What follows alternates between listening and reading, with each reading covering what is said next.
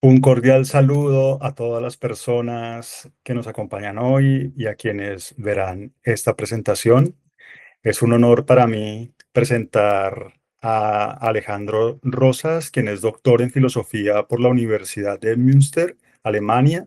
Su trabajo se caracteriza por un diálogo fructífero entre la filosofía y las ciencias empíricas, centrándose en la filosofía moral y la filosofía de la mente.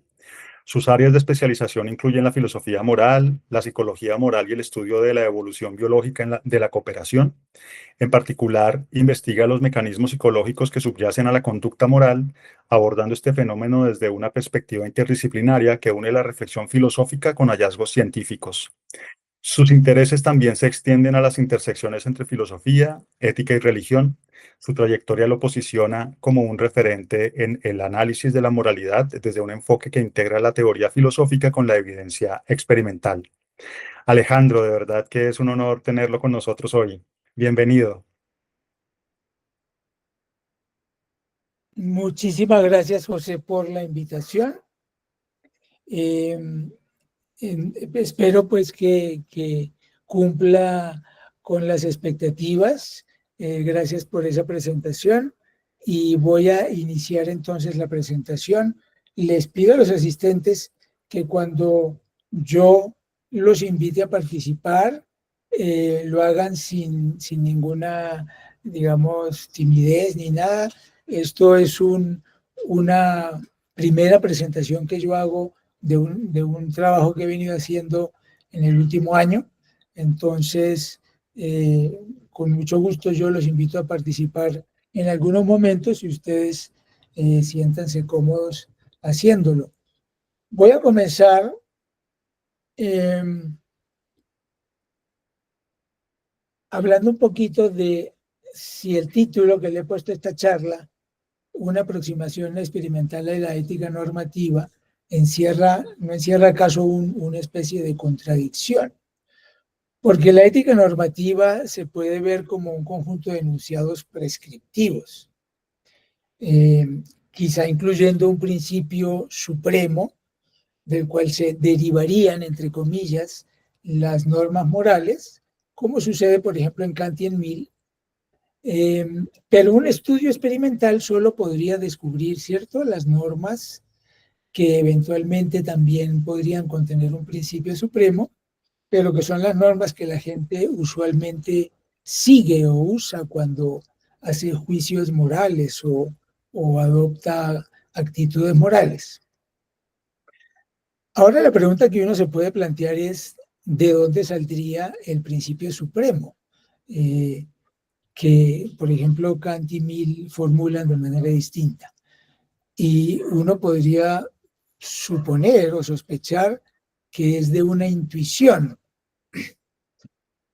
o algo similar a una intuición. Kant, por ejemplo, confiesa que llegó a formular su imperativo categórico, que lo voy a parafrasear aquí, como no trates a otros como medios o como meros medios, eh, reflexionando sobre cómo se hacen los juicios morales en la vida cotidiana.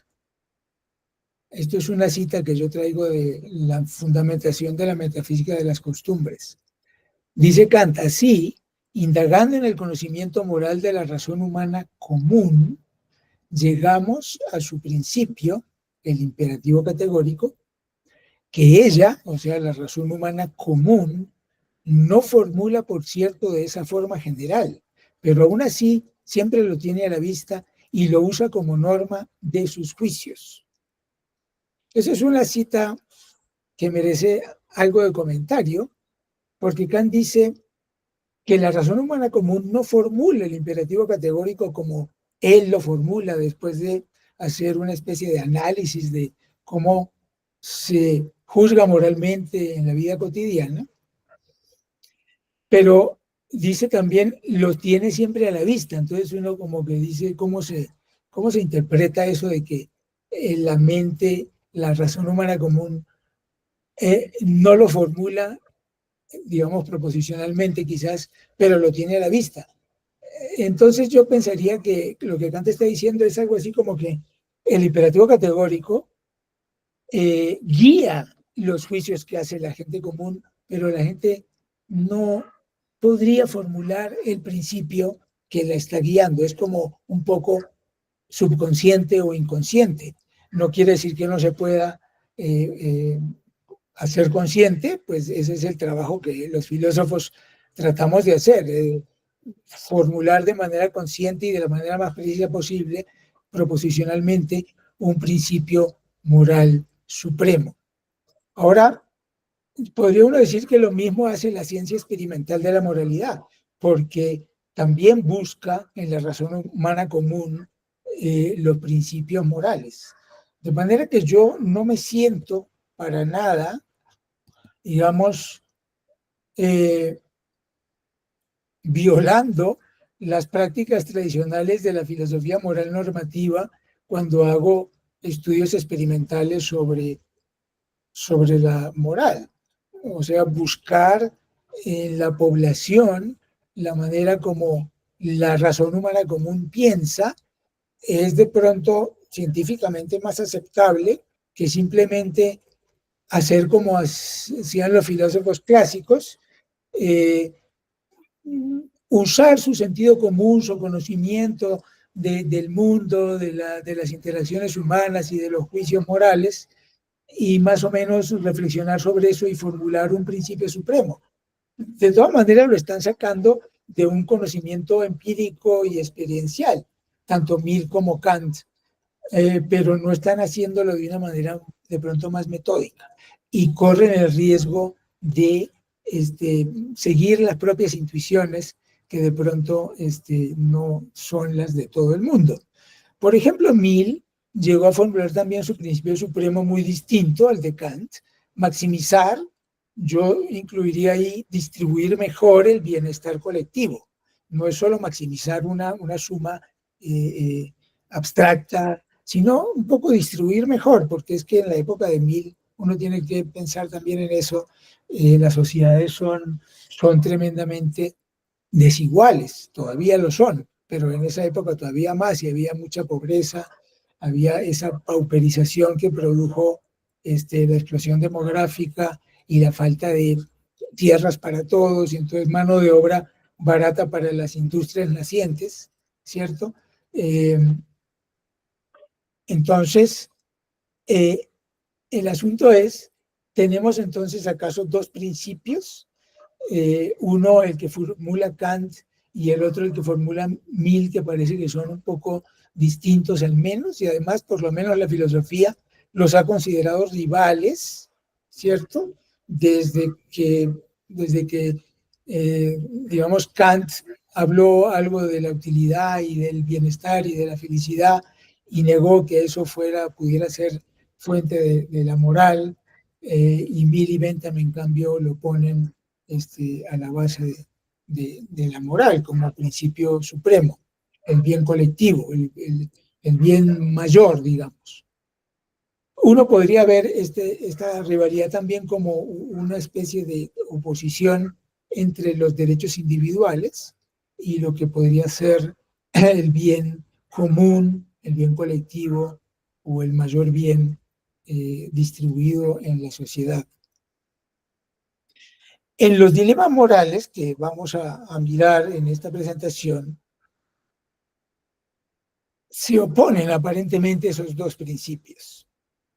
Y estas tres filósofas que yo aquí les presento, esta es Philippa Foot, Judith Thomson y Frances Cam. Son tres filósofas que pusieron, digamos, los dilemas morales en el debate filosófico en los fines de los años 60 hasta comienzos de este siglo. Yo creo que el libro de Frances Cam, Morality, Mortality, salió en el 1996, pero ha tenido varias ediciones después. Y Judith Thomson publicó su artículo clásico sobre el problema del trolley en el 85, pero En el 2008 ella se desdijo, ella defendió una postura completamente distinta. Perdón que alguien levantó la mano, me pareció oír un ruido. No, continúe. Ok. Entonces, en los dilemas morales parece que se oponen estos principios. Y vamos a ver ahora una serie de dilemas y trataremos de ver un poco cómo juzgan ustedes y si hay desacuerdos en sus juicios. Voy a presentarles 4 dilemas morales. Algunos de ellos de pronto no lo conocen, pero otros sí son probablemente muy conocidos. El dilema del puente, que es la figura de arriba, es el más conocido tal vez, en donde se trata de que uno podría salvar a 5 personas de ser arrollados por un tranvía desbocado que va sin frenos o lo que sea, pero para hacerlo tendría que empujar a una persona sobre los rieles, una persona voluminosa, que el tranvía al colisionar con la persona activaría, digámoslo así, unos frenos automáticos y se salvarían los 5. En el siguiente dilema, que podremos llamar el conductor está conduciendo un tranvía sin que se quedó sin frenos. Y entonces se acerca a unos trabajadores, también son 5, y los va a arrollar. Pero puede desviar, aunque no tiene frenos, por lo menos tiene control sobre el timón y puede desviar el tranvía hacia una vía alterna y mataría a uno. Y estas son también las únicas opciones. Entonces, como ven, pues, digamos, el resultado final sería el mismo. Muere uno, se salvan 5. Las acciones, sin embargo, son distintas. En el siguiente tenemos a un dilema que podríamos llamar desvío. En este caso, el agente es un transeúnte, no es el conductor del tranvía, aunque la disposición de los rieles está igual que en el segundo caso anterior. El tranvía sin frenos puede matar a 5 en la vía principal o ser desviado por la palanca, por un pasante, digamos, un transeúnte que pasa por ahí y se da cuenta de la situación y podría accionar la palanca y desviar el tranvía para que mate a 1 en lugar de a 5. Y en el segundo, que vamos a llamar bucle, es una situación muy similar, solo que el desvío esta vez no alcanza a salvar a los 5, porque el desvío se vuelve a unir a la vía principal justo antes de llegar donde están los 5 trabajadores que van a ser arrollados. Entonces, el desvío de tranvía no serviría para salvar a los 5 si no fuera porque hay una persona también voluminosa en el desvío y el tranvía al colisionar con esa persona se activarán los frenos y entonces se salvarán esta vez sí los 5. Muy bien. En todos los casos, uno puede preguntar, ¿es permitido matar a 1 para salvar a 5 o no? Pero los casos aparentemente podrían, eso es una de las preguntas del trabajo, podrían ser contestados de manera distinta y de hecho pues los estudios muestran también que las personas contestan de manera, la misma persona digamos, podrían contestar de maneras distintas estos 4 dilemas. Y yo les pido que piensen un momentico sobre los 4 y tomen alguna decisión sobre si la acción está permitida en los 4 de la misma manera o si hay diferencias. Lo que hay que ver, por supuesto, es que el beneficio, el resultado final es en todos los casos el mismo. Se salvan 5 a costa de la vida de 1. Entonces, si ustedes, al ver los dilemas, en algunos dijeron no estaría correcto y en otros dijeron sí, tendrían que preguntarse también en qué se basa esa diferencia, porque obviamente no se puede basar en el resultado final solamente. Tiene que haber algunas otras diferencias fácticas, tal vez en el modo en que se realiza la acción o en las circunstancias, con efectos, obviamente, en el juicio moral. Una pregunta que podría ayudar para entender cuál sería, digamos, la justificación moral de juicios distintos es preguntarse qué opciones tienen los agentes en cada caso, cómo describimos sus acciones.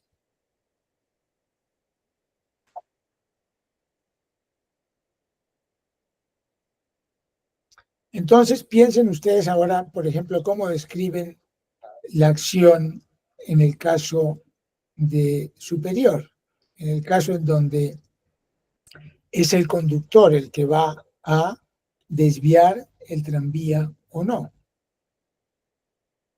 Tal vez la formularían así: el conductor debe elegir entre matar a 5 o matar a 1. ¿Y qué es peor?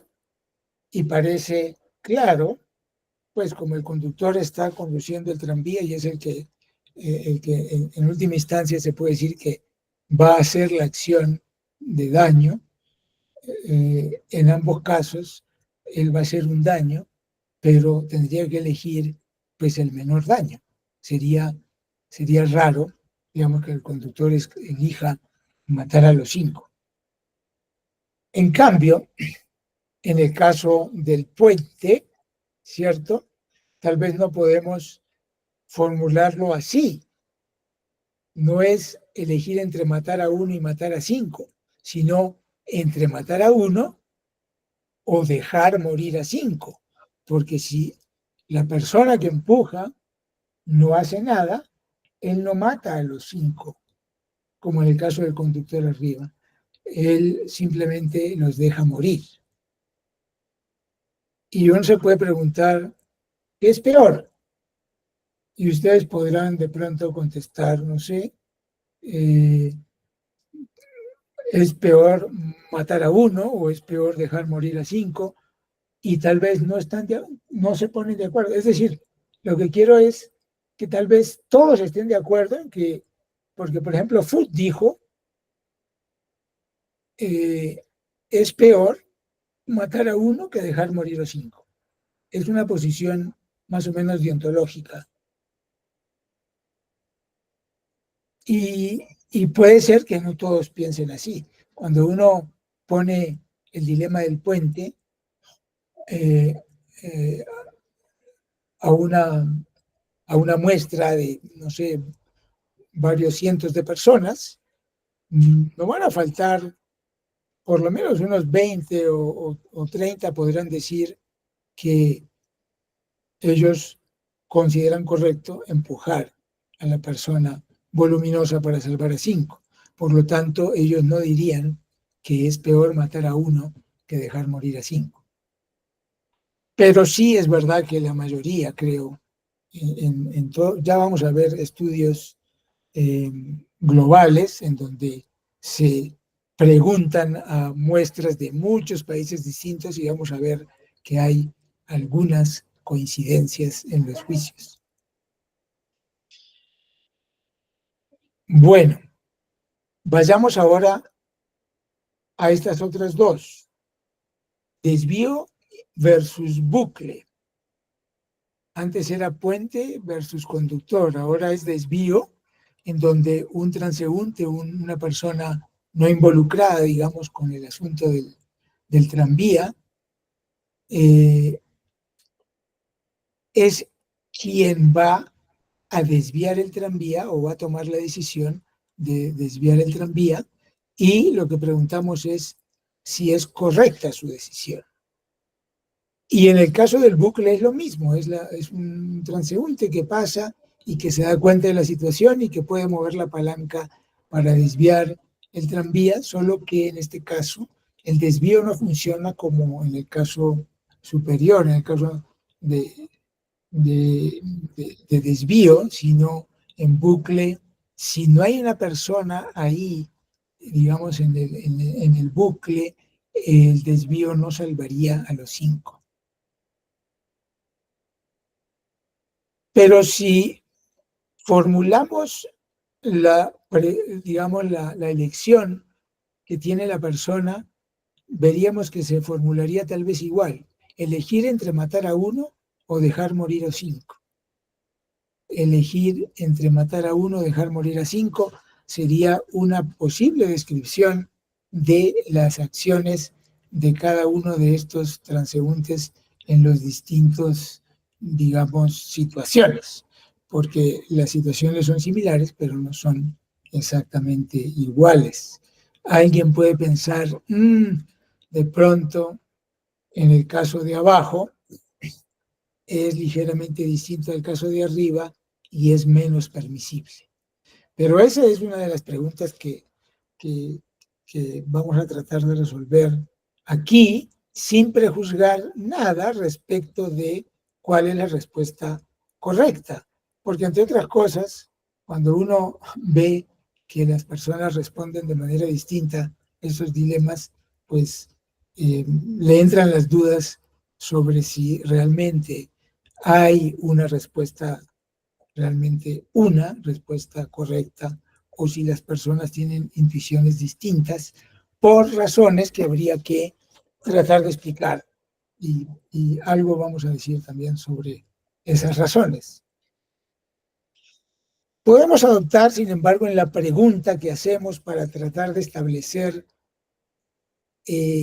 la moralidad de las acciones en cada uno de estos dilemas, formular la pregunta de otra manera: si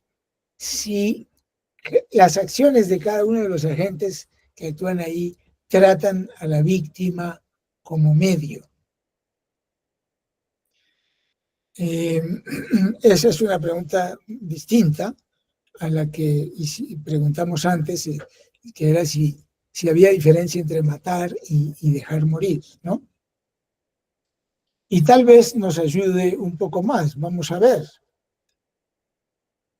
En el caso del puente y de bucle, podría uno decir, se trata a la víctima como medio para detener el tranvía, porque realmente es el cuerpo de la víctima la que detiene el tranvía. Y entonces es como tratar a una persona como medio para un fin. Ahora también podemos reflexionar sobre el hecho de que hay otra diferencia entre estos dos dilemas, y es que en puente el agente entra en contacto y ejerce fuerza muscular sobre su víctima, mientras que en bucle el transeúnte solo opera una palanca que a su vez desvía el tranvía hacia la persona, y en ningún momento el agente está en contacto con la persona, ni siquiera indirectamente, digamos.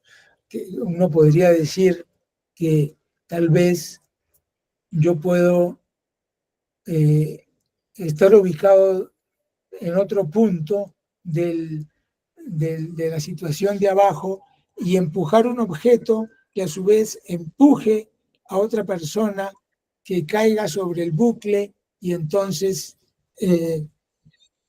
indirectamente estaría ejerciendo yo una fuerza muscular sobre la persona que uso además como objeto, como medio para detener el tranvía. Entonces, esto es un aspecto que ha cobrado relevancia a través de un estudio que les voy a mostrar más adelante, que aparentemente el ejercer fuerza muscular, así sea de manera un poco indirecta o mediada, sobre la persona, se puede juzgar como siendo peor moralmente que simplemente operando la palanca. Entonces uno puede preguntar aquí, ¿qué es lo que la moral prohíbe? ¿Tratar como medio o no actuar sobre la víctima? Y dejamos abierto sobre si distintas personas pueden contestar de manera distinta y, digamos, opuesta a esta pregunta. Algunos pensando que tratar como medio es lo que determina la inmoralidad y los otros que es el actuar sobre la víctima, el empujarlo directamente.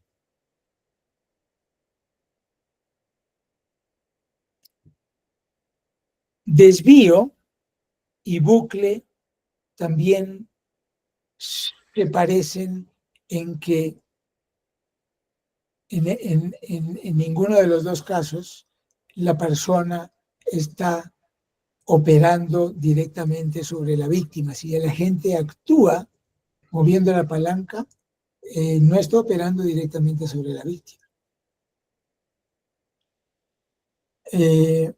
Pero uno podría decir, sí, pero las situaciones no son las mismas porque en el fondo, al mover yo la palanca en el caso de la situación de arriba, yo desvío el tren y la persona que muere allá es un efecto colateral, digámoslo así.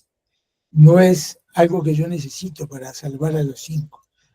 Mientras que en bucle, la persona que muere en el desvío no es un efecto colateral, sino que es algo que yo necesito para salvar a los 5. Es un medio.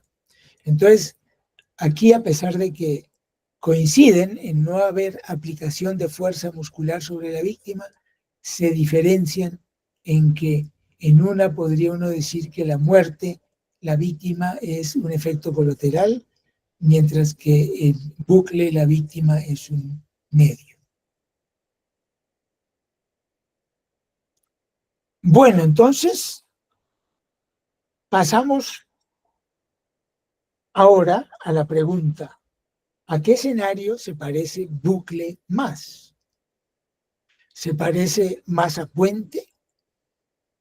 Porque en ambos casos se trata a la víctima como un medio, o se parece más a desvío, porque en ambos casos, bucle y desvío, se actúa sobre el tranvía, no sobre la persona.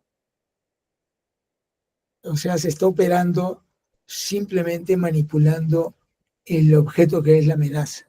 No estoy operando sobre la persona en ningún caso, en ninguno de esos dos casos.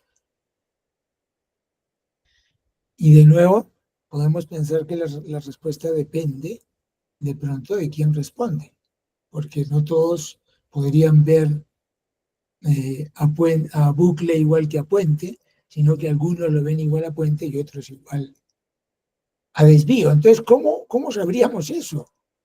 Pues habría que hacer estudios, ¿no? Porque en el fondo, no, digamos, la diferencia fáctica no nos dice por medio de algún tipo de razonamiento si esa diferencia fáctica es lo relevante moralmente, sino que nos dice eso por algo que de pronto Hume llamaría un sentimiento de desaprobación cuando vemos esa acción. Y entonces eso es como una intuición, ¿cierto? Que no está mediada sino por la persona, digamos. Si usted ve a bucle igual que a desvío, pues una será su reacción ante esa acción, su aprobación o desaprobación, y si lo ve igual que a puente, pues será otra, ¿no? La diferencia entre hacer el estudio experimental y hacer lo que los filósofos han venido haciendo es que el filósofo pues como que consulta su propia intuición que piensa que todos los demás la comparten. Y eso lo sabemos también por otros temas distintos a este de la ética, por ejemplo, la compatibilidad entre el determinismo y la libertad. Conocidamente, Hume veía que eso era compatible y otros filósofos como Kant, por ejemplo, veían que no era incompatible. Y cuando uno hace estudios empíricos y preguntas sobre si es compatible o no, pues las personas tienen intuiciones distintas, igual que los filósofos. Pero el problema del filósofo es que cree que porque su intuición le dice una cosa, pues entonces todo el mundo piensa así, pero no es así. Los estudios de filosofía experimental, los que hizo Stitch con todo su equipo, han mostrado pues que las intuiciones varían y realmente si uno quiere saber cómo juzga y cómo piensa la razón humana común, suponía Kant que está en todos y suponemos ahora también que está en todos, pero puede que no estén todos de la misma manera. Y eso es lo que de pronto es novedoso para la filosofía.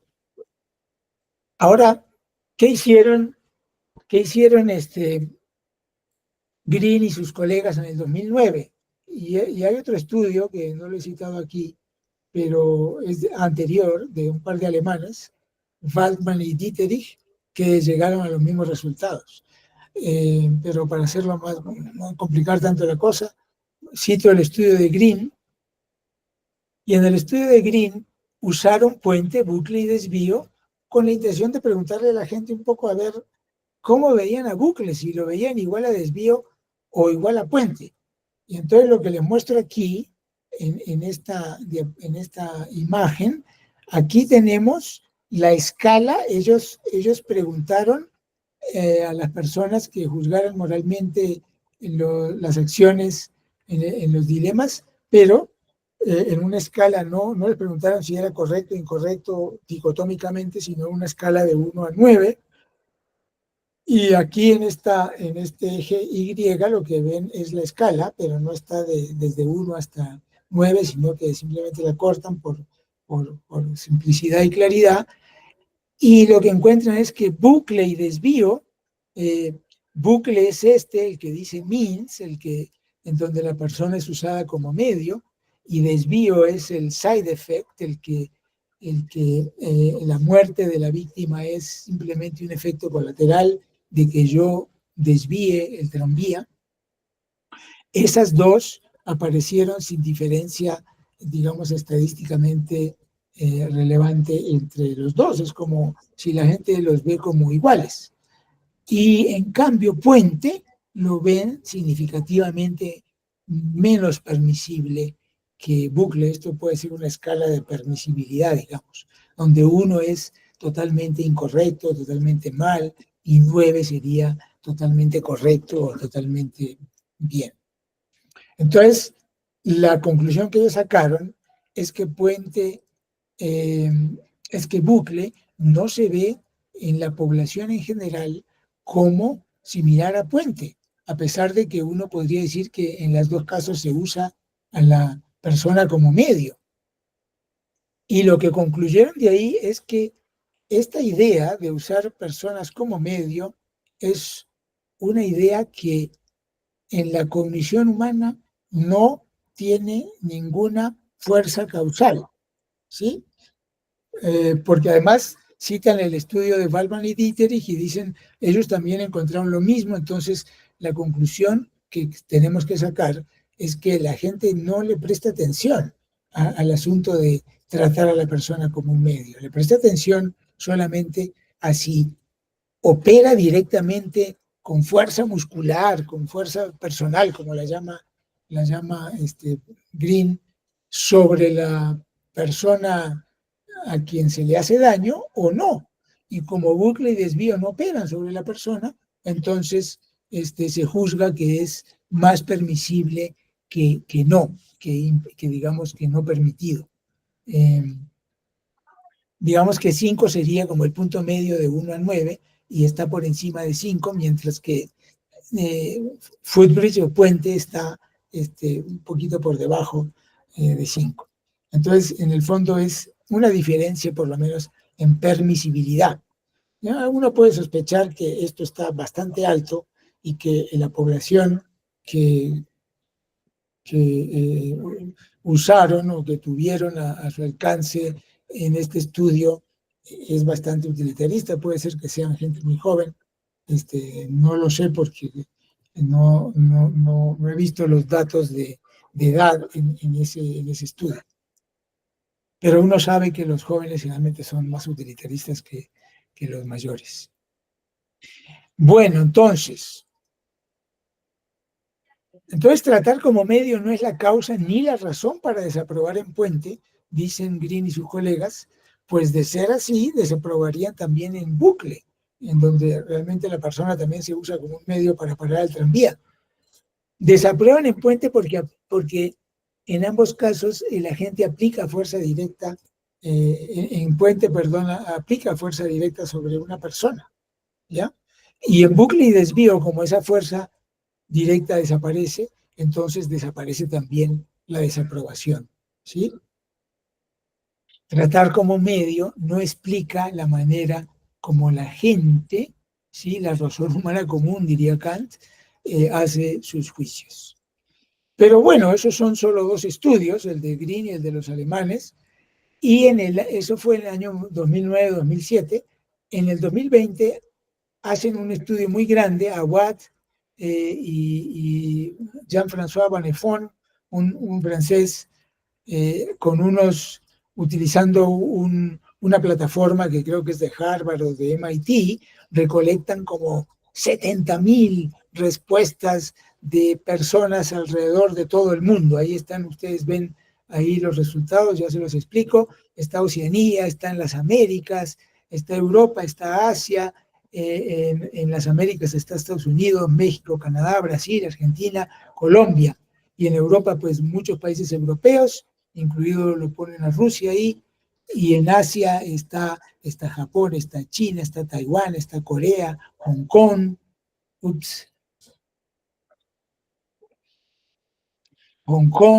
Vietnam, Israel, Turquía, en fin. Y ustedes los que ven aquí es estos sí son porcentajes de aprobación, la respuesta fue dicotómica. ¿Está bien, digamos, matar a la persona para salvar a 5 o no está bien? Y entonces salen porcentajes, son porcentajes altos. El puntito rojo es Puente, el puntito blanco es Bucle y el puntito ahí que ustedes lo verán que tal vez café es desvío.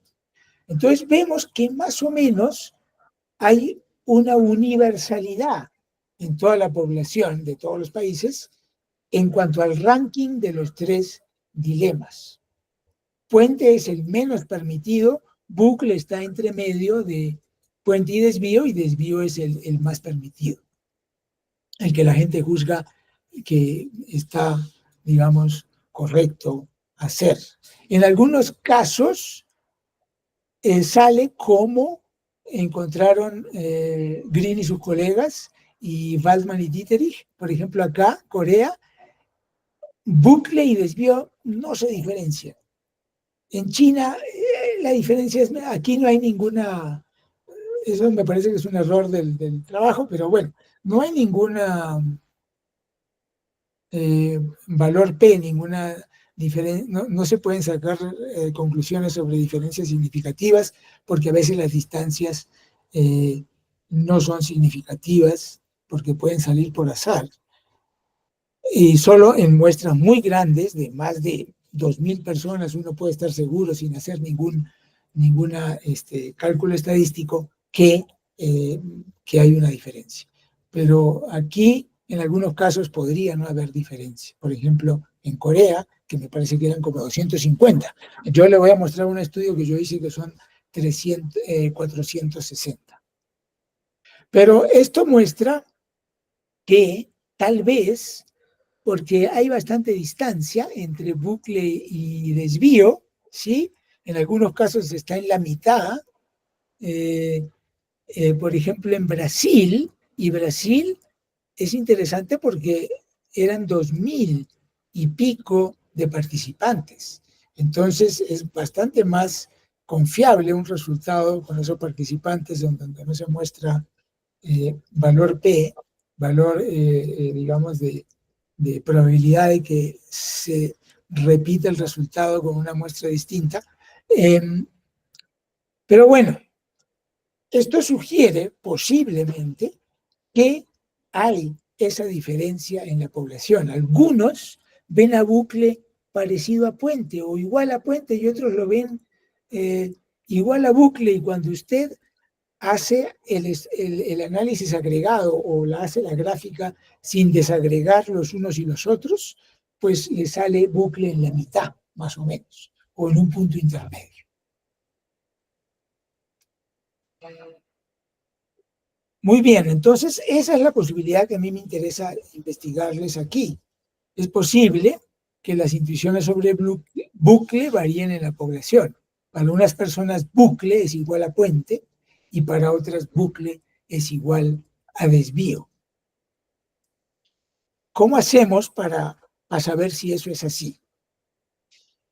Pues la reflexión es que tal vez quienes puntúan a bucle muy bajito no lo distinguen de puente, que generalmente puntúa bajo en casi todos los estudios, porque ambos casos tratan a una persona como medio y activan una prohibición contra tratar a alguien como medio.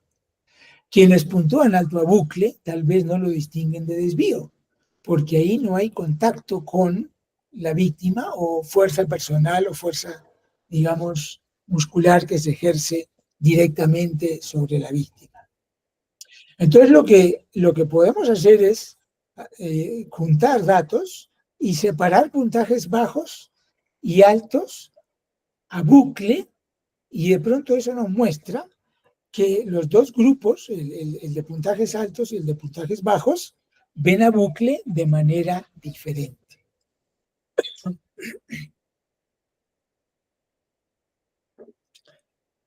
Entonces nosotros le pedimos a 460 participantes, esto es tomado de una plataforma del Reino Unido, eran participantes británicos que son los que más pueblan esa plataforma, y los estudios corren más rápido cuando uno usa la población que tiene más gente inscrita en esa plataforma. Yo escogí solo pues personas del Reino Unido, 460, tienen que juzgar los tres dilemas, los tres escenarios en la escala de 1 a 6. 1 indica una actitud radical y ontológica, digamos, está mal hacerle daño a una persona para ayudar a otros, para salvar a 5. Y 6 indica un favorecimiento radical al punto de vista utilitarista. Salvar al mayor número siempre es lo que uno tiene que hacer. Entonces, como dije, dividimos en altos y bajos los puntajes de respuesta a bucle, y esto es lo que obtenemos. Aquí en el eje Y, otra vez ven la escala, es de 1 a 6, pero pues obviamente no llega hasta 6 ni empieza en 1, entonces la cortamos para poder ver mejor. Y en el azul ustedes ven los puntajes bajos, que son como de la mitad de la muestra, de la mitad de la escala para abajo, y los puntajes altos de la mitad de la escala hacia arriba. Y ahí están puente, footbridge, bucle, loop y desvío, switch, o sea, palanca, ¿no? Yo lo llamé desvío, para distinguirlo de loop, en donde también se usa una palanca. Entonces, lo que vemos es que efectivamente, ¿sí?, no hacen, los de puntaje bajo no hacen diferencia entre puente y bucle, pero sí hacen una diferencia con desvío. Eso se puede ver, o sea, yo he hecho el análisis estadístico y los valores P dan efectivamente que aquí no hay diferencia significativa, mientras que entre bucle y desvío sí hay diferencia significativa.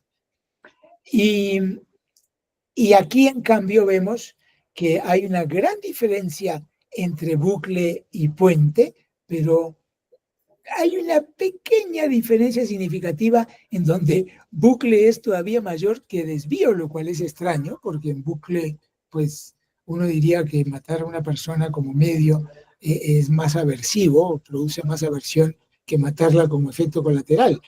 Pero curiosamente da un poquito más alto y bueno, ahí mi especulación, pero pues es una especulación, es que los que ven a bucle como igual a desvío, además quieren como decir, manifestar que ellos están detrás de esa, de esa postura con mucha energía y por eso a bucle terminan apuntándolo un poquito más alto que a desvío, pero la idea es que en el fondo esa diferencia también se puede dar es una diferencia muy pequeña, se puede dar por azar, porque puede ser que 460 no sea una muestra que tenga suficiente poder para darnos, digamos, las medias exactas de puntajes altos. Pero bueno, para no enredarlos, la idea es que se demuestra o digamos, los resultados son acordes con la hipótesis de que hay personas que ven a bucle igual a puente y distinto de desvío, mientras que otras personas, que son los más utilitaristas, lo ven a bucle igual a desvío y muy distinto de puente, por el solo hecho de que no hay contacto personal o fuerza personal sobre la víctima. Aquí les pongo la gráfica, perdón, la gráfica de la muestra total, en donde ustedes pueden ver que desvío está un poquito por debajo, se cruzan bastante las barras de error, pero sale una diferencia significativa, pero muy pequeña, que también puede ser un asunto del tamaño de la muestra, puede ser que una muestra más grande de pronto sí logre dar una diferencia significativa o no da ninguna, ¿no? Bueno, pero lo importante es eso, que aparentemente este estudio da primero unas primeras evidencias de que hay una división en la población. Los más utilitaristas, los que tienen puntajes más altos en todos los dilemas, no ven a bucle distinto de desvío, y los más deontológicos, los que tienen puntajes más bajitos en estas acciones utilitaristas de matar a uno para salvar a cinco, ven a bucle igual que a puente. Y diferente un poquito de desvío.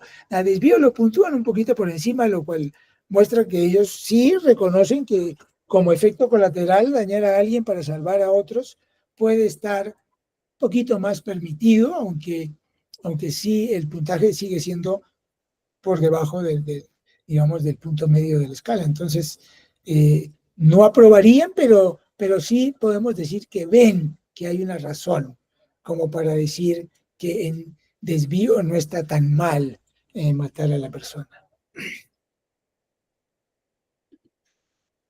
Me faltan apenas como 8 minutos, creo, ¿no? Pero bueno, sí, ya estoy terminando. Sí, ok. Entonces, la hipótesis de Green, de que realmente el usar a una persona como medio no tiene efecto causal, es una idea de filósofos que en el fondo si uno estudia empíricamente el asunto, no desempeña ningún papel real en las decisiones de las personas, hay que cambiarlo. Porque aquí estamos mostrando que hay un porcentaje grande que juzga como Green dice y sus colegas, pero hay otro porcentaje también grande, digamos que sea igual. Estos porcentajes son muy aproximados porque habría que tener en cuenta de pronto los utilitaristas extremos, que también son muy poquitos, pero hay algunos, y los deontólogos extremos que de pronto ponen a puente, bucle y desvío, todos iguales, digamos, sin ninguna permisibilidad en ninguno de los tres casos. Pero bueno, esto nos muestra que como que la mayoría de las personas está ubicada en una postura que está dispuesta a hacer compromisos con el asunto del tratar a alguien como medio, pero no podemos decir que tratar a alguien como medio sea inexistente o causalmente inerte en la población totalmente, ¿no? Ahora, yo creo que si nosotros nos centramos solo en esta regla de tratar a alguien como medio y pensamos que ella nos pone ciertos constreñimientos a la idea de un mayor bien colectivo, pero al mismo tiempo nos pone también cierta permisividad, porque si no lo matamos como medio, sino como un efecto colateral, entonces ahí tendría el utilitarismo cierta razón en salvar al mayor número. Creo que nos quedamos cortos si nos centramos solo en esta regla del tratar o no, la prohibición, digamos, de tratar a alguien como medio.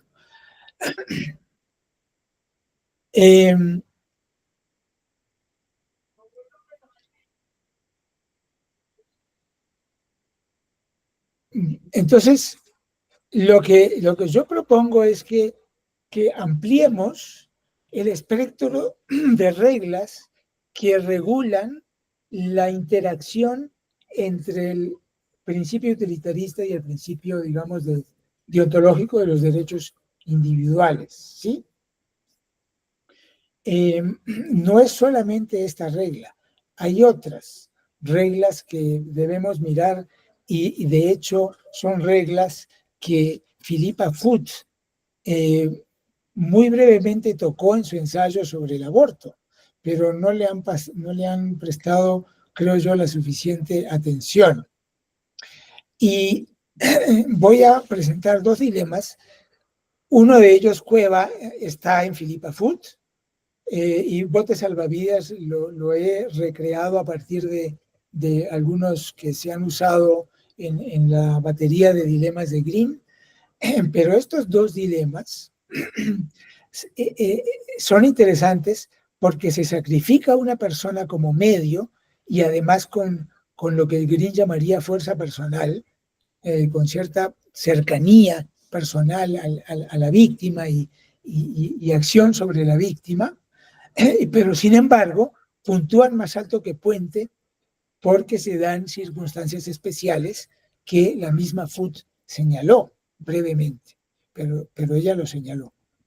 Este dilema, que llamo bote salvavidas, tiene un factor que vamos a llamar muerte inevitable.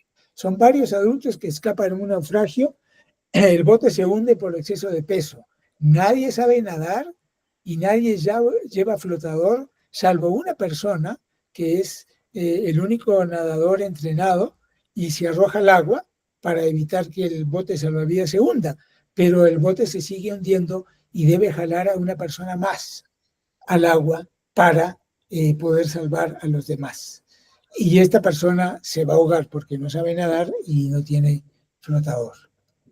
Entonces, en ese dilema, esta persona que tiene que sacrificar a otra, no se salva ella, porque ella se salva por saber nadar, pero tiene el interés de salvar a las demás personas. Entonces, no hay un elemento ahí egoísta que hay en algunas otras versiones de este dilema. Y en el dilema cueva, son varios adultos que se escapan de una cueva subterránea cuando notan que el nivel del agua sube rápidamente. Pero el primero se queda atascado justo antes de la salida en un pasaje estrecho.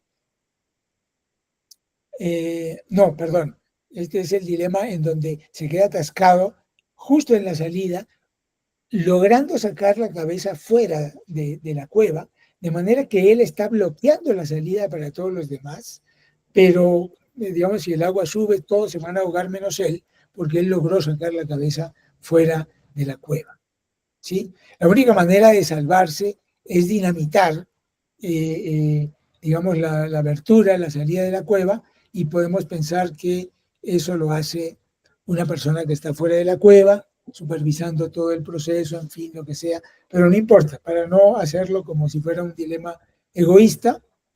Y en este caso, la persona no va a morir, como no es una muerte inevitable como bote salvavidas, que el que jalan igual se moriría si no lo jalan, porque se van a ahogar todos, en este caso, el que se queda atascado es una amenaza inocente. Es alguien que sin culpa, digamos, sin intención, le causa a los demás una amenaza de muerte inminente si no se hace algo para, digamos, soltar el atasco, para desatascar la salida de la cueva. ¿Y qué encontramos aquí?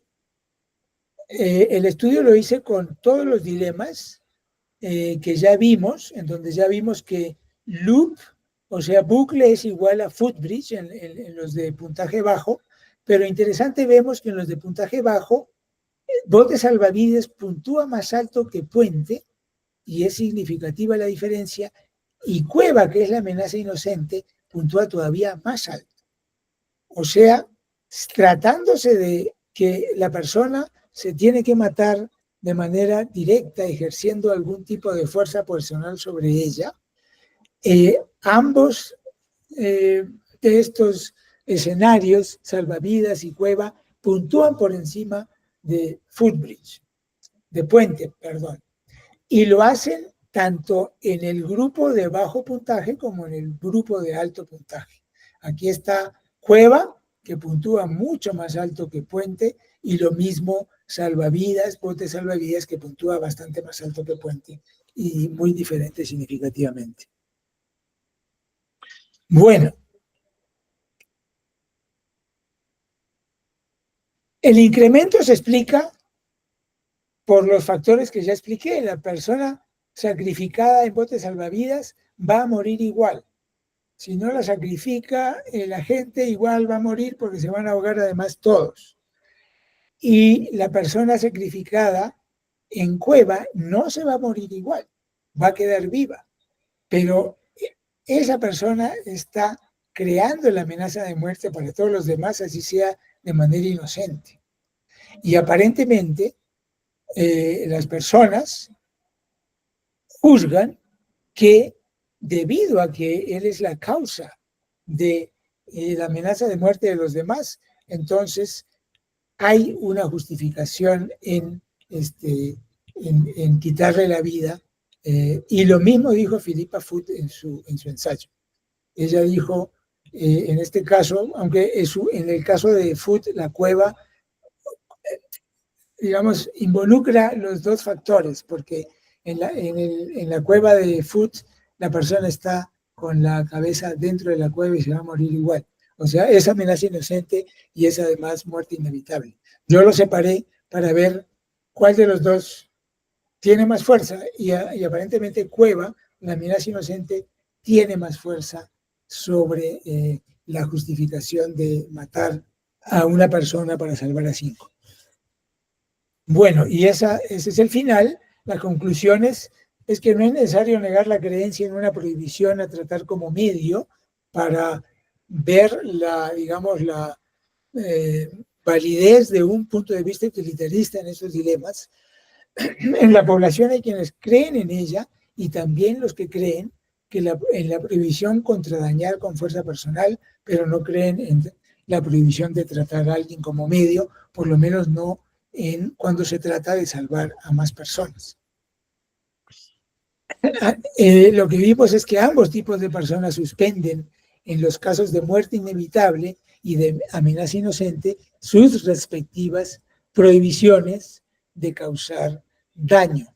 Y esto me parece que es importante porque muestra que la deontología y el utilitarismo sí pueden hasta cierto punto colaborar en el juicio moral y no tienen que enfrentarse, que es lo que pasa cuando uno se queda quizás enfrascado o un poco fijado obsesivamente en el asunto de tratar a alguien como medio. Hemos visto que hay casos en donde se trata a alguien como medio, se lo mata como medio para salvar a otros, pero la población, tanto los de puntaje bajo como los de puntaje alto, suben su permisibilidad, su juicio de permisibilidad moral en estos dilemas. Aquí termino, muchas gracias por atención, espero no haberme pasado mucho, creo que me pasé 3 minutos. Muchísimas gracias, Alejandro. Muchas gracias por su exposición. Bueno, no sé si Miguel tenga alguna pregunta. No, todo muy claro.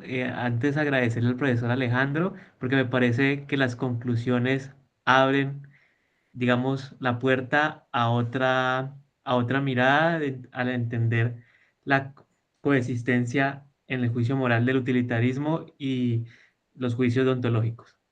Muchas gracias. Gracias, Miguel. Jonier, ¿tienes alguna pregunta? Hola, ¿me escuchan? Sí, sí. Pues, o sea, no, es que al principio el profesor hizo una formulación que no entendí cuando decía, o sea, no es sobre la aplicación de los dilemas. Mi pregunta no es sobre eso, sino que estaba diciendo que el utilitarismo debe ser entendido bien como maximización y también distribución del bienestar.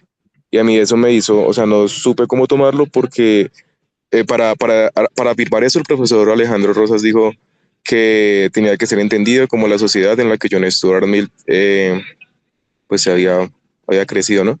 Y pues no entiendo más o menos al momento de establecer el principio del utilitarismo a base de intuiciones, qué relación hay entre las condiciones materiales, bien sea para el caso del utilitarismo o para cualquier otro modelo ético. O sea, qué relación juegan las intuiciones que los sujetos tienen al momento de establecer un principio moral, eh, tomando como base las condiciones materiales en las que se desenvuelve la persona que sea que esté estableciendo un principio.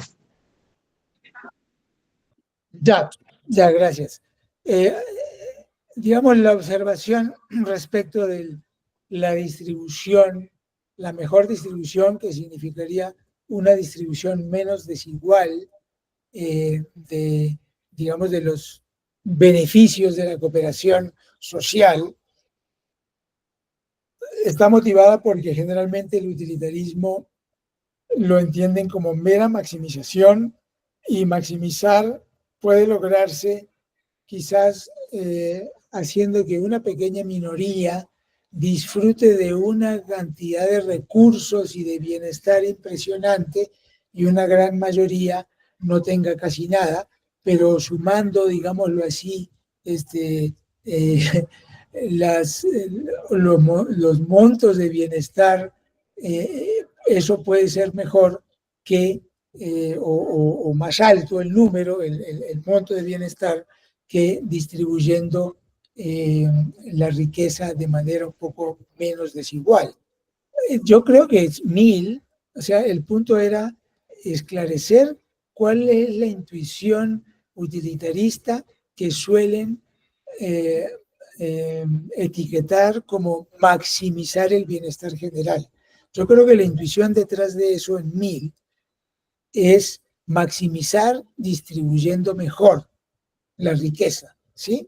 No necesariamente dándole a todos exactamente lo mismo, porque pues por lo menos Rawls nos enseñó que de pronto eso no funciona, que hay que dejar que los que son más, digamos, capaces o que tienen más talentos, los puedan usufructuar también a nivel personal para que tengan un incentivo para desarrollar, ¿sí?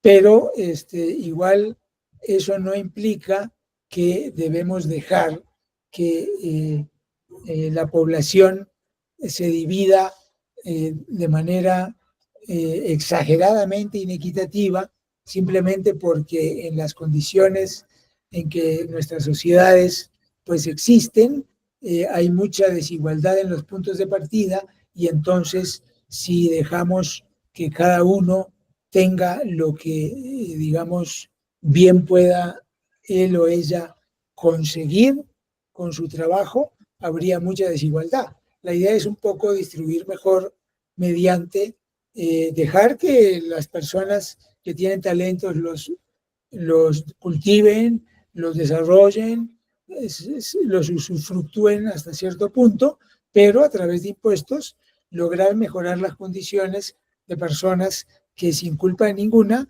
pues crecieron en hogares o nacieron en hogares muy pobres. En la época de 1000 eso, como dije yo, era más extremo, que hoy en día.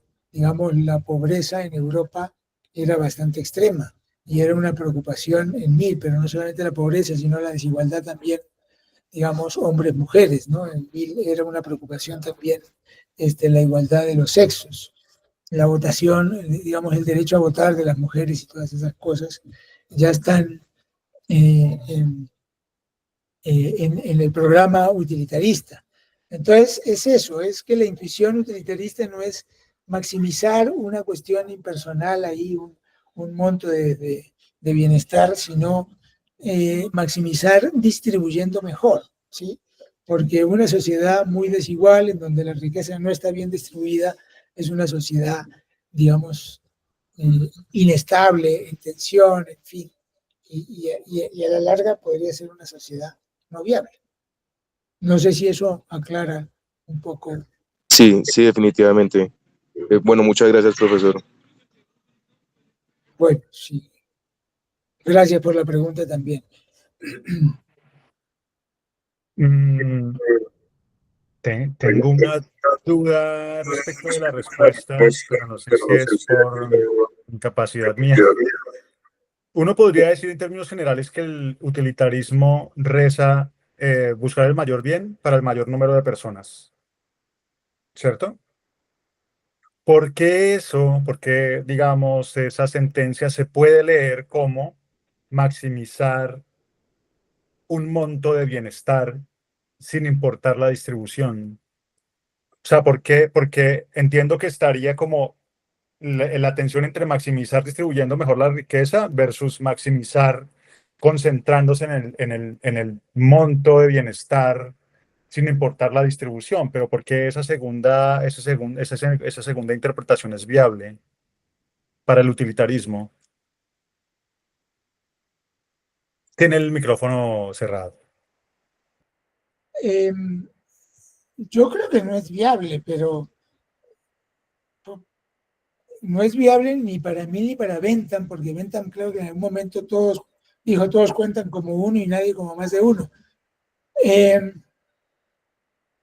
Pero sin embargo, es curioso, se ha interpretado así, digamos, incluso Rawls, pero también Nozick, han señalado que el utilitarismo no respeta la separabilidad de las personas. Y eso para ellos quiere decir que querer maximizar es independiente de en dónde esté, digamos, ubicado los montones de bienestar. Entonces yo no sé por qué, no he podido, no sé si es culpa tal vez de Sidgwick en los métodos de la ética, que interpretó el utilitarismo de esa manera. No le he seguido la pista a eso, pero es curioso que muchos autores como Nozick, incluso Rawls, ven ese problema en el utilitarismo, lo ven como una doctrina en donde eventualmente, sí, hay un famoso novela de Ursula Le Guin que cita Sandel en su libro de Justicia, en donde ella pone una especie de alegoría contra el utilitarismo, que es que hay un pueblo donde hay una increíble, digamos, nivel de vida y bienestar, pero todo se debe a que es como sí, no es realista, es una ficción. Todo se debe a que hay un niño en un sótano, al que lo tienen, digamos, privado de su libertad, de luz, de alimento en parte, por lo menos, y que se debe a que ese niño está en esas condiciones, que todos los demás tienen un gran bienestar, y que aparentemente el utilitarismo favorece esa situación, ¿no? En fin, muchas críticas se centran en esa posibilidad de que la mayor felicidad, el mayor monto de felicidad se pueda lograr a costa de esclavizar a una minoría y cosas por el estilo. Entonces, esas críticas se presentan, a mi modo de ver, en contra de la idea de Bentham de que todos cuentan como uno y nadie como más que uno, y en contra de la idea de que la distribución también importa. Sí. Yo solo lo pongo ahí porque supongo que si en Colombia nadie interpreta el utilitarismo de esa manera, me alegro, pero creo que en otras partes hay esas críticas, digamos, al utilitarismo, que son frecuentes. Su micrófono. Decir al mayor número de personas deja abierta la posibilidad de que haya un grupo que no. Y entonces cabe, por ejemplo, ese niño.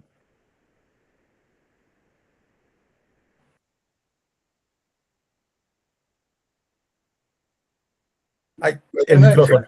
Todas esas frases capturan el utilitarismo más o menos, pero digamos, para capturarlo bien, tocaría hacer una descripción un poquito más detallada de exactamente cómo sería la maximización y qué se puede, digamos, yo pienso que la maximización tiene que incluir un nivel de vida decente, que obviamente pues no puede ser un nivel de vida en donde la gente no tenga suficiente comida que comer, por ejemplo, o no tenga un refugio donde, ¿no?, pasar la noche, o tener privacidad. Y eso tiene que estar incluido ahí. Y claro, y después puede haber desigualdad en los ingresos, pero no puede haber nadie que se muera de hambre. O sea, no puede ser, es que no va con el utilitarismo. Y la idea es que uno junta recursos a través de impuestos para lograr que toda persona que nazca en una sociedad esté cubierta, ¿sí?, por el Estado, ¿sí? Si no es por la familia, por lo menos por el Estado tiene que estar cubierta en su alimentación, en su salud y en sus oportunidades de educación. Y eso obviamente nos lleva en muchos casos a que necesariamente tiene que haber un control de natalidad. O sea, es imposible que los países, sobre todo los que llaman en vías de desarrollo,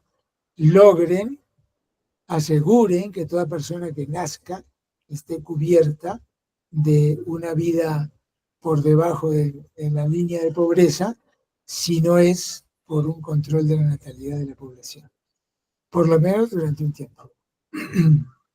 Pero bueno, sí. Son temas que son tabú aquí porque creo que alguna persona alguna vez propuso y todo el mundo le cayó encima. Pero falta que haya un poco más de conciencia en el Parlamento y las voces se hagan sentir más fuertes, ¿no? Porque en Colombia eso me parece que es urgente. Bien. Si le entendí al final, usted dice que para poder explicar precisamente estos tipos de dilemas morales, además de la deontología y el utilitarismo, hay que incluir otro tipo como de teorías normativas. De reglas. De reglas, sí, de reglas, y que estas se encontraban ya sugeridas en Philippa Foot. Pero además de la deontología y el utilitarismo, no escuché que nombrara alguna de estas reglas. ¿Cuáles serían? Bueno, la primera es la regla que se llama, la que estudió Philippa Foot, que se llama en inglés, la del doble efecto, que es la misma, yo creo, la misma, dicha de otra forma, que el no tratar a las personas como medio. O sea, la doctrina del doble efecto dice que yo no puedo causarle daño a una persona con el fin de salvar a otras, si el daño a la persona es un medio para salvar a esas personas. Pero si es un efecto colateral, entonces es permitido, ¿sí? Esa es una regla. Y es una regla que se suele incluir dentro de las reglas deontológicas. Pero fíjense que esa regla tiene dos caras, por decirlo así.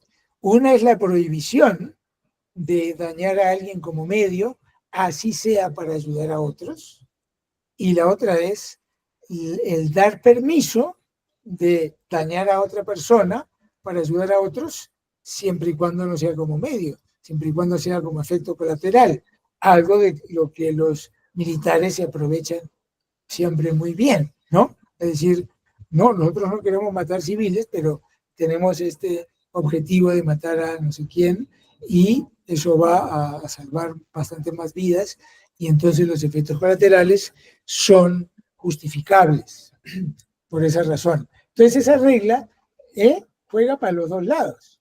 O sea, si bien la teoría la piensan como una regla deontológica, juega para los dos lados. Y lo mismo las reglas de si una persona es causa inocente o culpable de una amenaza que se cierne sobre otros, es permitido suspender sus derechos para salvar a los otros. Si una persona va a morir de todas maneras, así no hagamos nada, pero su muerte podría salvar a los otros, entonces es permitido incluso hacerle daño como medio, ¿no? Porque lo interesante de esas dos reglas es que en ambos casos las personas que, digamos, sienten que es incorrecto, que es inmoral matar a alguien empujando o tratándolo como medio, en estos casos, cuando la muerte es inevitable de la víctima o cuando es causa, ya sea inocente o culpable, de la amenaza que va a matar muy pronto a los demás, entonces es posible hacerle daño, es permitido moralmente hacerle daño a esta persona, así sea, con fuerza personal o como medio, o tratándola como medio. Entonces son reglas que juegan para los dos lados. Si esas condiciones no están dadas, una persona con inclinaciones deontológicas dice no. Incluso en desvío, Philippa Foot y Judith Thompson dijeron no, no está bien. Judith Thompson cambió de opinión del 85 al 2008. Foot ya en el 67 no puso el dilema de desvío tal cual con un tranvía, lo puso en una situación distinta en un hospital, pero también dijo que no estaba permitido. Entonces, para ellas ese tratar como medio es un poquito más abarcador que para otras personas que consideran que en desvío yo no trato como medio y tengo permitido hacer daño. Pero son reglas que marcan como un límite entre lo deontológico y lo utilitarista y son reglas que nos permiten, digamos, entender que estos dos principios pueden colaborar, pueden juntos, digamos, aceptar que en algunas situaciones está bien hacerle daño a una persona o suspender sus derechos con el fin de proteger los derechos de otras personas. Eso habría que... Estos dilemitas son alegorías, si uno quiere ver cuál sería la aplicación social de los dilemas morales, tendría que interpretar, por ejemplo, el dilema de la cueva de Foot como una alegoría en donde la libertad de una persona de pronto pone en peligro la libertad de otras personas y en ese sentido se puede suspender la libertad de la persona. Hay algunas situaciones contemporáneas que se pueden entender como relacionadas con ese dilema. Digamos, eso Eso es algo que yo estoy ahora desarrollando, pensando, no lo he visto sugerido en relación con dilemas morales, pero piensen, por ejemplo, en lo que pasó hace 10 años o 15, no sé, tal vez sí, 15 años, en varios países del mundo, que se prohibió a las personas fumar en espacios cerrados que se comparten públicamente con otras personas. ¿Por qué se prohíbe? Porque se ha comprobado científicamente que ser un fumador pasivo, o sea, inhalar el humo de otros fumadores que están fumando alrededor mío, incrementa las posibilidades de cáncer de pulmón. Entonces, en base a esos resultados médicos, se decide que las personas no tienen el derecho de fumar delante de otras en espacios públicos o cerrados, y por lo tanto se restringe su libertad. Y eso al comienzo no fue bien visto por los fumadores y hubo peleas jurídicas y debates y toda la cosa, porque claro, se estaba prohibiendo algo que la gente veía como un derecho individual, o sea, el derecho, yo quiero fumar y ¿por qué no me van a dejar fumar? Pues no, o sea, se restringe la libertad de la persona porque precisamente su acción libre está causando un daño a otras. Y eso sí, hay un paralelo con el dilema de la cueva. El de la cueva pues no sabe que él se va a quedar atascado y que va a causar la muerte a todos los demás. Pero si supiera, no tendría el derecho de ir de primero, ¿sí? Es un poco la idea. ¿Y por qué sabemos que la gente ve que eso es así? Porque cuando le ponemos el dilema de la cueva y le ponemos el del puente, puntúan muy bajito a puente, pero a cueva lo puntúan bastante alto. Incluso los más deontológicos del grupo de la muestra que uno tenga, puntúan bastante alto a cueva, muy por encima de puente. Eso quiere decir que están de acuerdo en que de alguna forma hay que restringir las libertades de las personas cuyas acciones libres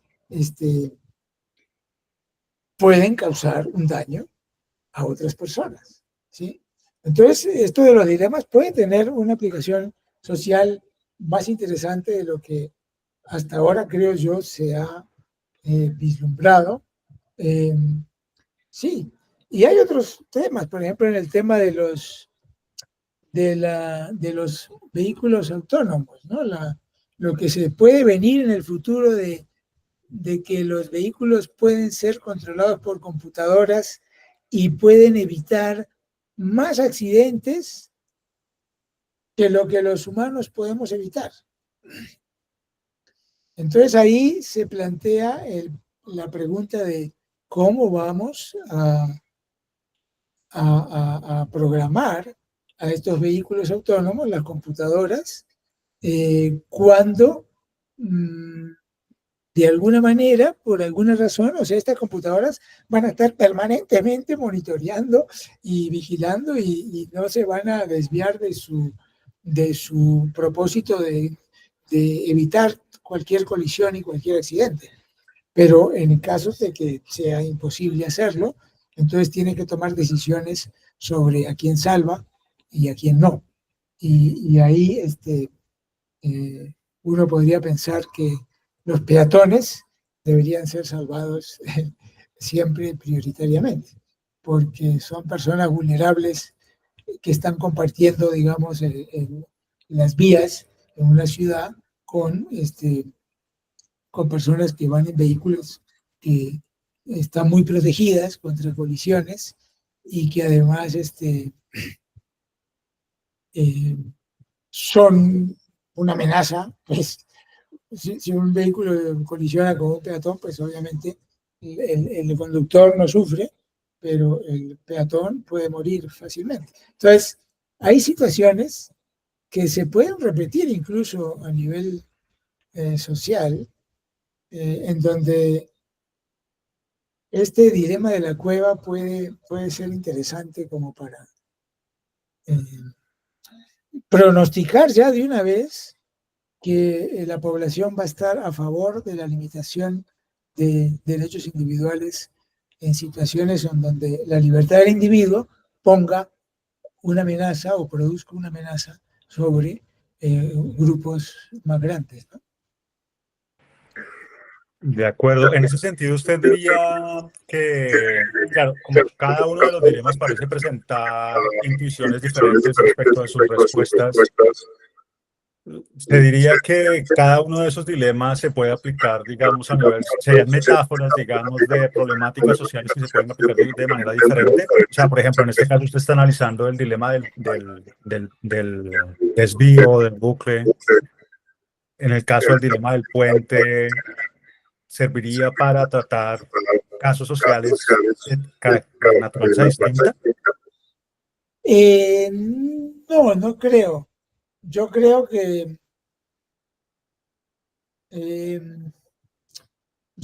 más bien son los dos últimos dilemas que Foot propone uno, el de la cueva, pero que tiene dos factores que son importantes, que ella lo sabe distinguir. Uno es el factor de la muerte inevitable y otro es el factor de la amenaza inocente, que en el fondo también puede ser amenaza culpable. Yo he hecho estudios en donde la víctima que hay que sacrificar para salvar a los 5, digamos, o al grupo más numeroso, produce intencionalmente una amenaza sobre los que hay que salvar. O sea, es una víctima no inocente, sino culpable. Entonces, también ahí se ve. Pero eso, claro, eso puede ser más esperado o menos sorprendente, ¿no? Que uno diga, no, y si el culpable está amenazando de muerte a estos de acá y yo lo puedo eliminar, le puedo quitar la vida, o sea, puedo hacer algo que lo va a matar, pero que eso salva a los 5 que morirían por su acción, entonces eso está bien. Y las personas pues responden de esa forma.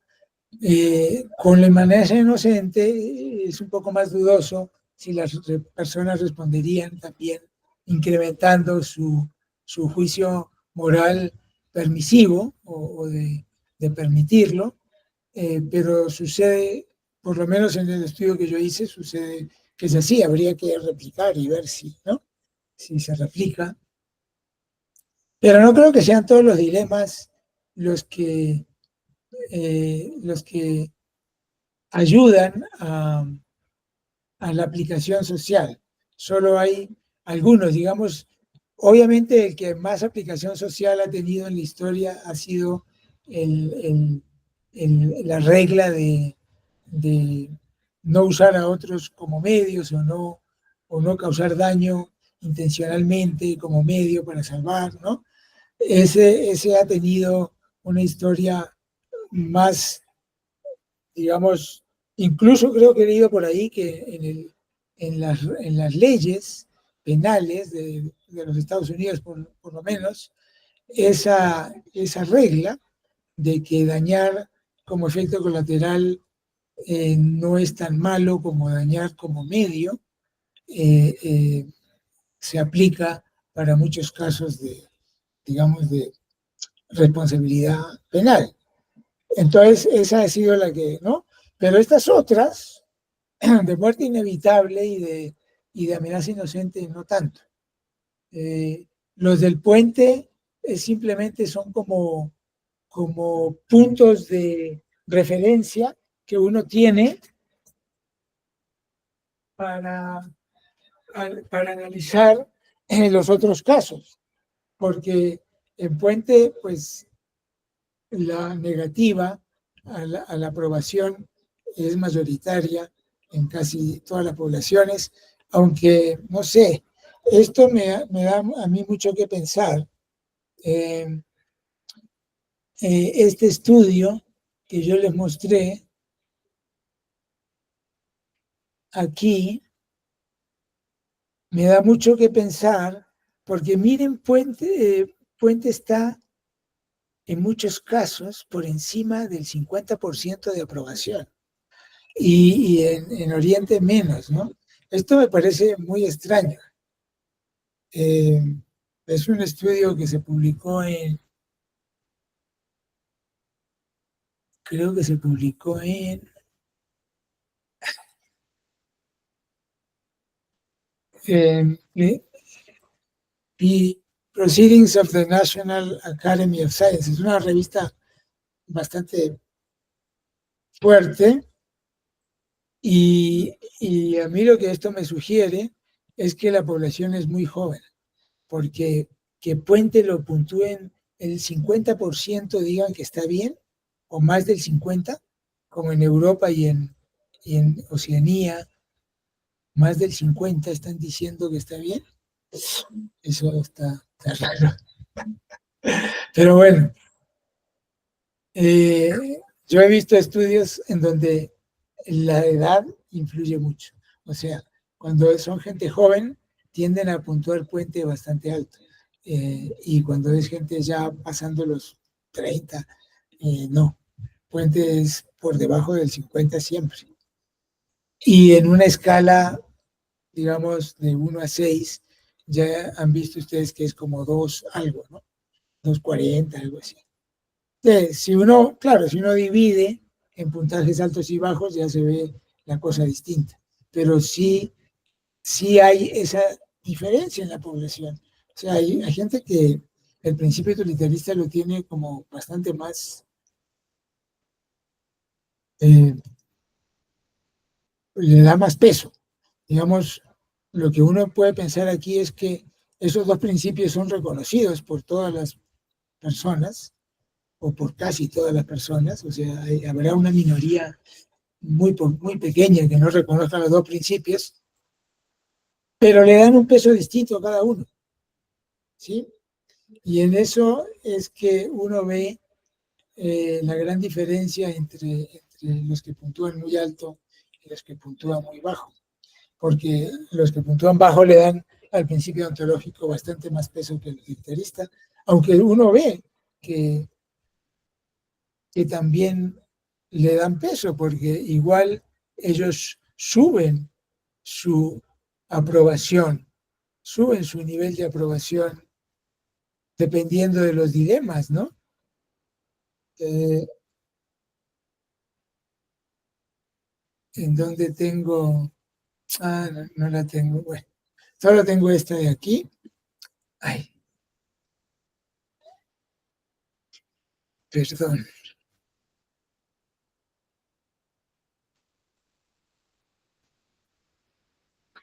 En esta segunda es que ustedes pueden ver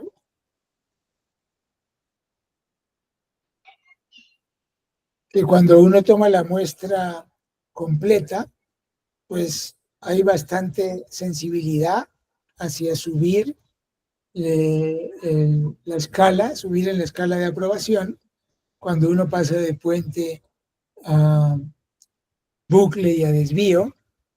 Cuando separa los bajos y los altos, igual uno sigue viendo que ellos tienen sensibilidad hacia el dilema. Y cuando uno mira ya con los dos últimos dilemas de Cueva y de Bote Salvavidas, uno ve que siempre hay una sensibilidad hacia subir, y eso indica que todos tienen presente, digamos, que salvar al mayor número también tiene una validez, ¿no? Tiene más validez en el caso de que Cueva para los de bajo puntaje que en cualquiera de los otros casos de dilemas, ¿no? En el caso de los utilitaristas de puntaje alto, vemos que, curiosamente, bucle es más alto que desvío, pero estos son más altos que los dilemas en donde hay que matar directamente a una persona, con fuerza personal o matarla como medio. Según Green, estos no le prestan atención al a la doctrina del doble efecto. Para ellos matar como medio no importa, no es una prohibición moral para ellos, sino el contacto personal, empujar o no sé, o no tiene que ser siempre contacto, porque ellos trabajan con el concepto de fuerza personal, que también dicen que es un concepto provisional. Muchos investigadores piensan que, por ejemplo, matar a una persona con una pistola o con, no sé, con una bala de cerca cuenta como una fuerza personal, ¿sí? Aunque no hay que hacerle mucha fuerza a la pistola, pero no importa, es una acción violenta que sale directamente de la persona e impacta directamente a la otra. Es muy distinto a desviar un tren, en donde uno puede decir, no, es que yo lo que quiero es desviar el tren, no quiero matar a nadie. Salvo en el caso de bucle, que ahí es muy difícil decir, yo quiero desviar el tren y no quiero matar a nadie, porque uno necesita que haya alguien en el bucle para que el tren se detenga, ¿no? Tengo un par de preguntas. Una me surge de algo que estaba diciendo usted ahorita y es, digamos, usted, y esto es algo que también está como muy fuerte en Green, como la idea de que estos dos principios, el utilitarismo y el deontológico, son reconocidos por todas las poblaciones. De hecho, para él pareciera que son como que ya están instalados, ¿no?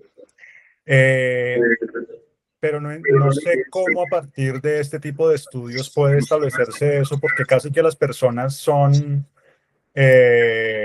por decirlo de alguna manera, obligadas a aplicar uno de los dos principios. O sea, cual sea la respuesta que las personas den, va a poder ser leída esa respuesta como una respuesta de tipo deontológico utilitarista, ¿no? Sí. Entonces, digamos, ¿cómo es posible a partir de este tipo de dilemas establecer que la mayoría de las poblaciones reconocen estos principios si al final un poco se los está empujando para que los apliquen, ¿no? Como que se los pone como en se le pone a las personas unos limitantes que casi que los llevan a Sí, tomar ese bueno, tipo de decisiones. en todo estudio psicológico, digamos, en donde uno quiere medir algo a través de respuestas, uno tiene que poner un estímulo. Y el estímulo tiene que ser, digamos, adecuado a lo que uno quiere medir. Obviamente, si yo les pongo un estímulo de tipo moral, lo que yo quiero medir es su juicio moral. Y por lo tanto, el estímulo, yo tengo que estar seguro de que el estímulo activa esos principios utilitarista y deontológico en las personas. Ahora, claro, puede haber otras cosas que activen. Si, por ejemplo, yo en los dilemas distingo entre hombres, mujeres, niños, adultos o incluso, qué sé yo, militares, jueces. Yo hablo de roles. Yo digo, a ver, una persona que es un adulto tiene que sacrificar a un niño para salvar a 5 adultos. Entonces, si digo eso así, obviamente el factor niño y el factor adulto va a influir, ¿sí? Entonces hay dos cosas que tiene que hacer el experimentador. Por un lado, poner estímulos que activen los principios morales y tratar de neutralizar todo otro estímulo que activen otras cosas, ¿sí? Que activen otras cosas. Si yo solamente quiero medir cómo ellos juzgan en relación con principios deontológicos y utilitaristas una determinada acción, para medir en cada una de esas personas su postura moral, entonces tengo que estar seguro que el estímulo activa cuestiones deontológicas y cuestiones utilitaristas. Matar a una persona directamente es una cuestión deontológica. Salvar a 5 es una cuestión utilitarista, en fin. Pero tengo que cuidarme tal vez de no meter otros estímulos que puedan intervenir o no, que puedan, por ejemplo, otros investigadores han hecho estudios con dilemas morales, pero que tratan más directamente asuntos que están socialmente muy controvertidos, que son muy controvertidos socialmente, como el aborto, por ejemplo. ¿Sí? Entonces, ahí las posiciones políticas de las personas respecto del aborto se van a interferir, se van a inmiscuir en las decisiones de las personas. Entonces, estos dilemas, el puente, el desvío, el bucle, no sé qué, tienen una ventaja en cuanto que políticamente son neutros. Muy pocos investigadores han dado cuenta de eso, se han dado cuenta de ese punto. Que la neutralidad política puede ser importante si yo quiero medir solamente, digamos, la postura puramente deontológico utilitarista de las personas, ¿no? Entonces tengo que tratar de poner dilemas que no tengan un partidismo político, digamos, un dilema ambiental. Y entonces los que no creen en el cambio ambiental, entonces van a decidir de una forma, y los que creen, entonces van a decidir de otra. Esas cosas hay que evitarlas, a mi modo de ver. En ese sentido son alegorías. O sea, si uno puede encontrar, claro, situaciones en el mundo social que tienen elementos estructurales de estos dilemas, sería importante. Pero en ese sentido habría que interpretar los dilemas como alegorías. Y lo único que yo he encontrado es que el de la cueva sí tiene una incidencia sobre situaciones que se nos están presentando últimamente en la limitación de los derechos de algunas personas que con su libertad pueden causar daño a otras. A veces daños que no son previsibles y que toma un tiempo en descubrir, ¿no? Todas esas historias de las fábricas que echan productos, digamos, que sus procesos industriales producen de manera colateral y no les sirven para nada y los tienen que botar, verter en los cuerpos de agua o cosas por el estilo, pues también es un caso de esos, ¿no? Que pues al comienzo pues no se pensaba que eso pudiera causar algún daño, pero a medida que se va descubriendo que eso causa daño, entonces se tiene que limitar el derecho, digamos, a echar toxinas en el medio ambiente, pues ya obviamente ya no es un derecho, pero en algún momento sí se consideró como algo que las personas tenían libertad de hacer. Entonces digamos, la aplicación social de los dilemas todavía me parece que está en veremos, ¿no? No veo uno, pero claro, uno puede decir, no me importa la aplicación, yo quiero entender cómo funciona la mente moral y punto, ¿no?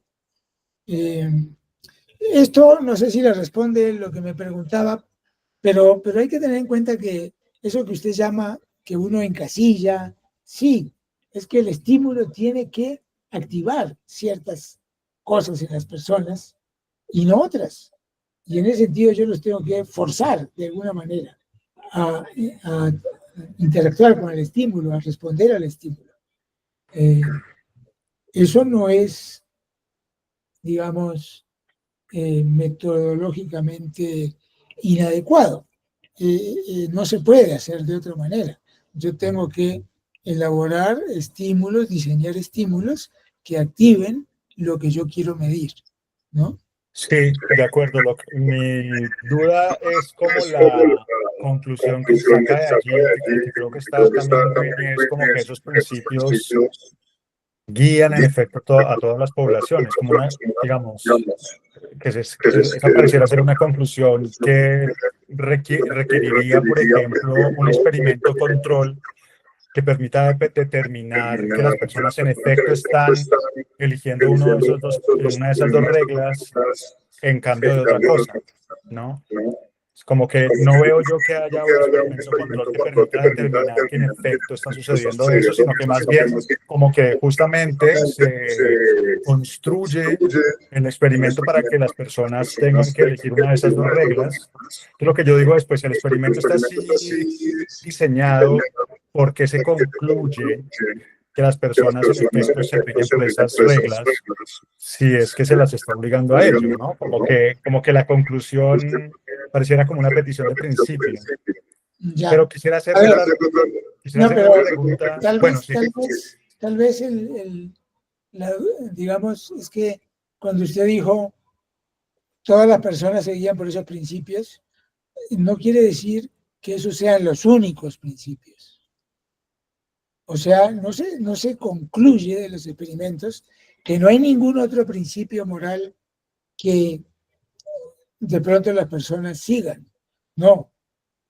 Eso no se concluye porque, pues, obviamente, ahí sí tendría uno que poner, digamos, algún estímulo en donde, qué sé yo, que se cruce con estos otros dos y ver hasta qué punto la interacción sí juega en las respuestas de las personas.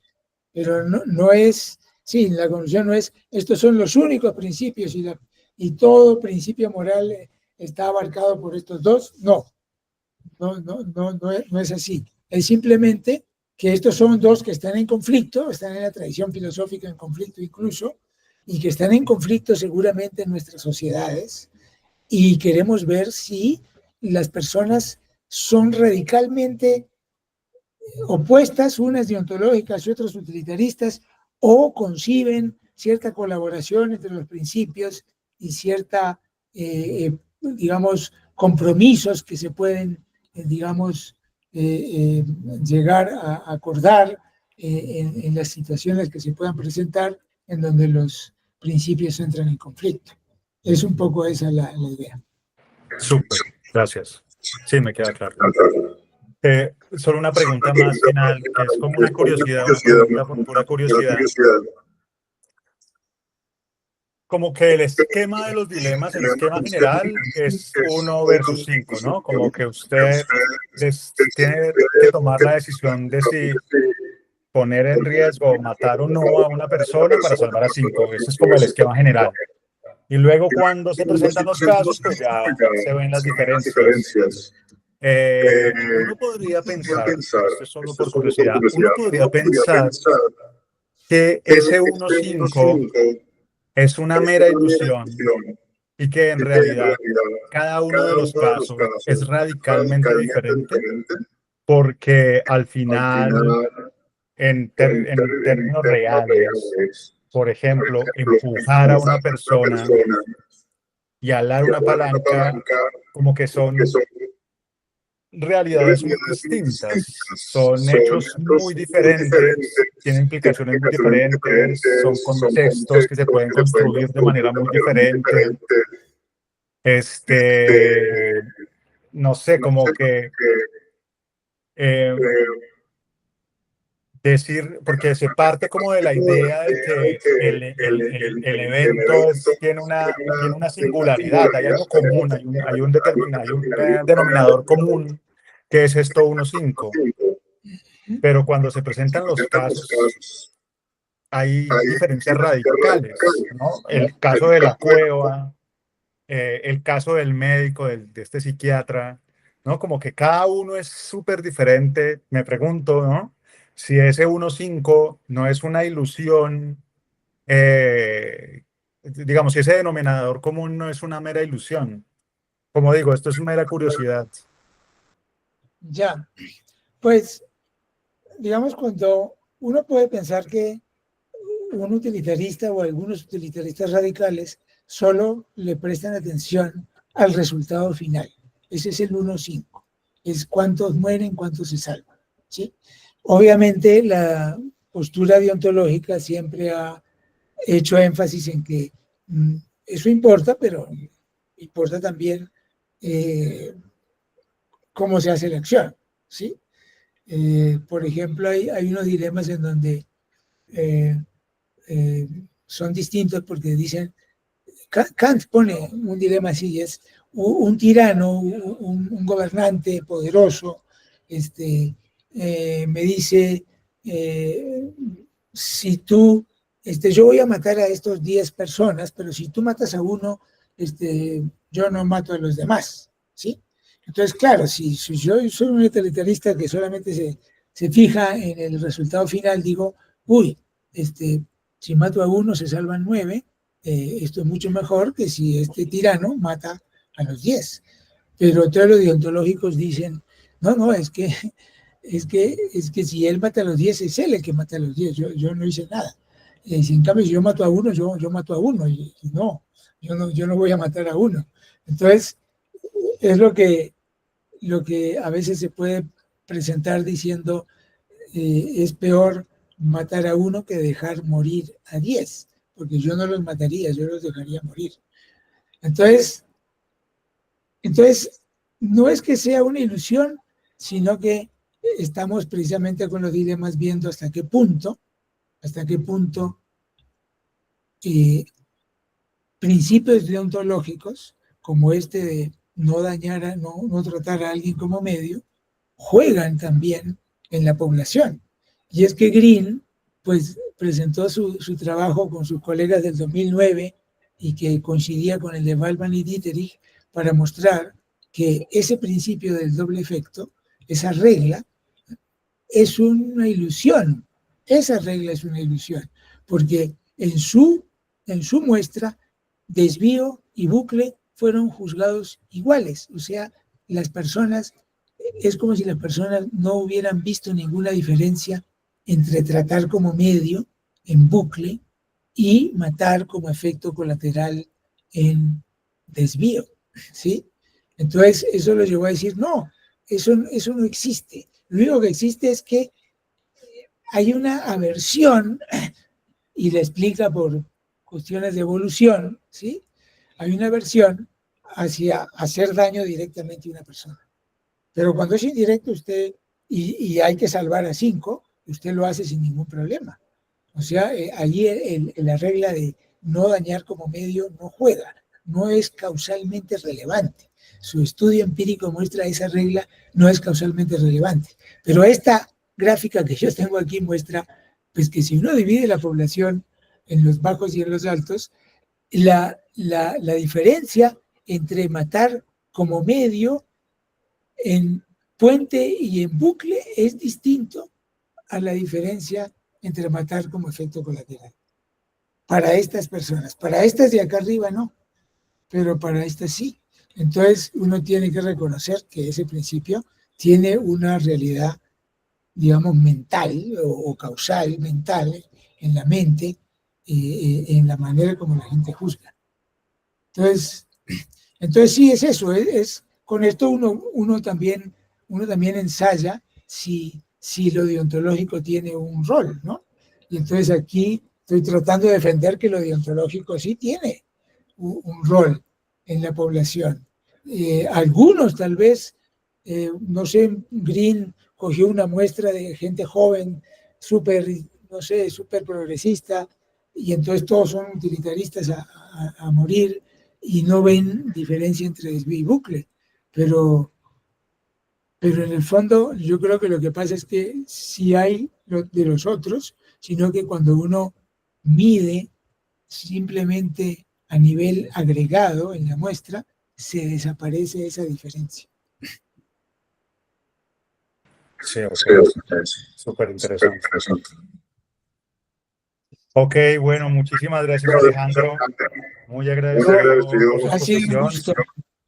muy clara. Espero que nos veamos más adelante. Tendremos una última presentación en el ciclo el último viernes del próximo mes de noviembre. A María Luisa, que fue quien usted fue evaluador de su tesis, Ajá. maestría. Listo. Entonces allí nos veremos. Bueno, Alejandro, Miguel, muchas muchas gracias. gracias. Un abrazo. Un Chao. abrazo. Muchas gracias, profesores. Hasta Bien. luego. Hasta Hasta luego, luego. Miguel Ángel. Hasta luego. Gracias por venir.